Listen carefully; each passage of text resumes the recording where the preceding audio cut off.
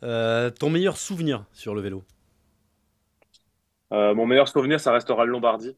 Le Lombardie, parce que déjà, je pense, ma plus belle victoire. C'était mon monument. C'est la dernière course de Jérémy Roy aussi. Et bah, je la gagne aussi pour lui.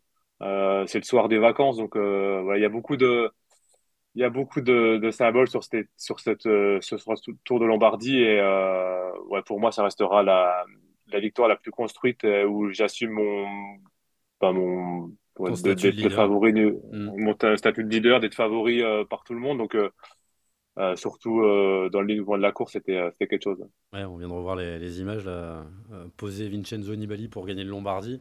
C'est pas mal ça, ça pose son homme aussi. Ouais, bah, c'est surtout ça qui m'a toujours rendu fier de cette victoire, c'est de battre Nibali chez lui et c'est ce qui a rendu la victoire plus belle. Ouais. Seule la victoire est belle. Tu l'as tatouée sur ton corps en italien, cette petite maxime. C'est ça, hein? C'est ça, c'est ça.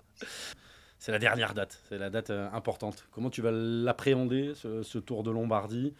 C'est compliqué, hein. Deux grands tours, le Tour de France, s'y remettre, parce que bon, comme tu me l'as dit tout à l'heure en off, c'est bien le vélo, mais il faut avoir les jambes pour se faire plaisir. Ouais, c'est ça. Bah, j'espère en tout cas, moi j'ai travaillé pour au mois d'août et mois de septembre pour être bien sur mes courses que je préfère, c'est la période italienne. Donc, je vais essayer d'être bien. Ma chute au Poitou-Charentes m'a mis bien dedans, donc c'est un peu plus dur que prévu.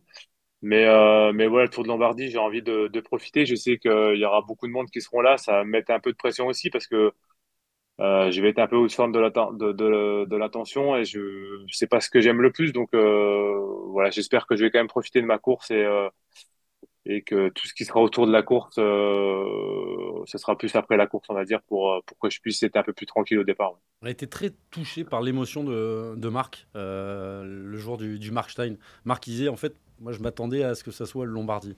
Et en fait, tout d'un coup est parti, il s'est lâché, il a peut-être fait comme toi, il s'est refait le film. C'est quoi ton rapport avec Marc Madiot?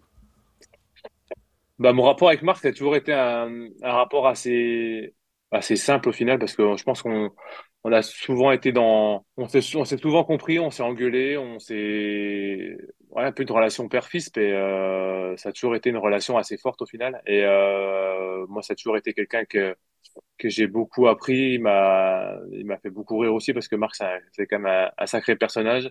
C'est vrai. Ses grandes messes, que ce soit au début du tour ou au début de saison. Moi, ça me fait rire, donc j'essaye Ça te fait de rire, mordre les mais lèvres. Faut pas. ouais, des fois, enfin, je sais Mais pas, au le bout coup du de- débarquement, là, dernier truc, je l'ai vu, j'ai dit, mais tu sais qu'il y en a, ils savent pas de quoi tu parles, hein. mais c'est sûr qu'au début, on prend ça vraiment, on a les frissons et tout, mais au bout de 14 ans, ça nous fait plus rire qu'autre chose. Donc voilà, c'est un personnage et il est unique dans ce métier. Et quand il nous a, même l'histoire avec Jumbo, enfin du Tour, c'est du Marc comme on aime tous. Et ouais, il vit pour ça. Et je pense que le fait qu'il y ait eu beaucoup d'émotions au départ du Marseille, il se rappelle aussi que le temps passe vite et la victoire de Port-Rentruy, bah, c'était hier, mais ça fait quand même presque 13 ans ou 12 ans maintenant. Donc, ouais, les années filent et je pense que il y avait un peu de nostalgie de son côté aussi. Ouais. J'arrive pas à me rendre compte, c'est quoi le rapport, la fréquence de vos communications? Marc Mado, il t'appelle assez récemment, tu l'appelles ou c'est vraiment à l'occasion de rassemblements, à l'occasion bah, de courses, il sera présent, hein. Je pense au Tour de Lombardie. Ouais, il sera présent. Après, on a des rapports, bah, on se contacte quand on a besoin. Après, moi, je suis pas quelqu'un qui appelle beaucoup, qui envoie beaucoup de messages, mais il me connaît très bien et il est un peu comme moi, il parle pas pour rien dire.